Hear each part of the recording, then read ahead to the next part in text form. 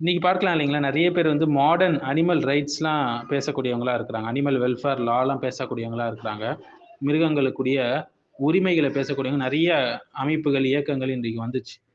பல நாடுகள்ல animals rights act ஆகட்டும், பிரிவென்ஷன் ஆஃப் குரூயல்டி அனிமல்ஸ் போன்ற சட்டங்கள்லாம் 19 அல்லது 20ஆம் நூற்றாண்டுல தான் உருவாச்சு. ஆனா 7ஆம் நூற்றாண்டிலேயே உமர் அவர்கள் ரதியல்லாஹு அன்ஹு மிருகங்களுக்கான உரிமை, பாதுகாப்பு, நலன் ஆகியவற்றை கடுமையாக அமல்படுத்தினாங்க. ஏன்னா இஸ்லாம் கருணை காட்டக்கூடிய இஸ்லாம் எல்லா மனிதர்களுக்கும். ஸோ வேலைக்கு பயன்படுத்தக்கூடிய மிருகங்கள் இருக்கு இல்லைங்களா, அதற்கு அநியாயம் செய்வதை தடை செஞ்சாங்க. ஒருத்தர் என்ன செய்யறாருன்னா, ஒட்டகத்து மேல அதிக சுமை ஏற்றியதை பார்த்த உமர் ரலியல்லாஹு கோவப்பட்டு அல்லாஹ்வுடைய படைப்பை வந்து இப்படி சுமையால் அழிக்க வேண்டாம் என்று கண்டித்தாங்க. இன்று அனிமல் வெல்ஃபேர் லா பார்க்கலாம் இல்லையா, நவீன காலத்துல ஓவர்லோடிங் வந்து தடை செய்யப்பட்டு அனிமல் வெல்ஃபேர் லா படி. ஆனா உமர் காலத்துல இது எப்பயோ வந்து நேரடி கண்காணிப்போடு இருந்தது. அடுத்து வந்து அதுங்களை பசிக்க வைக்க கூடாது. ஒரு மனுஷன் வந்து தன்னுடைய ஒட்டகத்தை பட்னி போட்டுருந்தான்.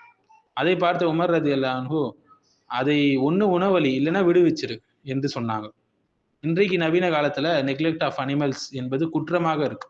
ஆனா இதெல்லாம் 1400 வருடங்களுக்கு முன்பே இந்த நெக்லெக்டுக்கு எதிராக உமர் ரலியல்லாஹு அன்ஹு நடவடிக்கைகளை எடுத்துட்டாங்க.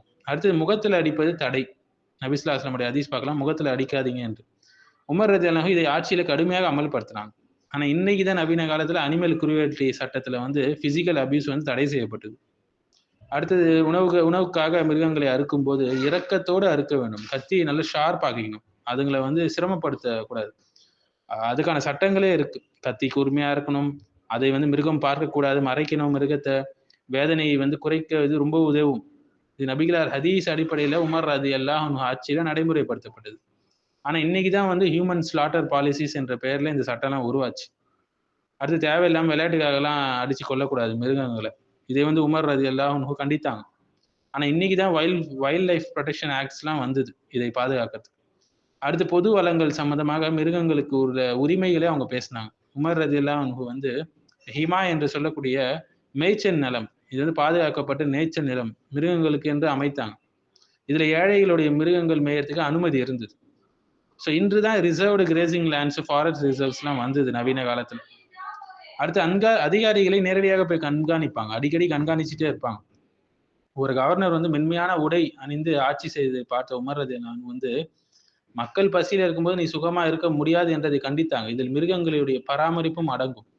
ஸோ இன்றைய உலகம் வந்து அனிமல் ரைட்ஸ் பத்தி நிறையவே பேசுது.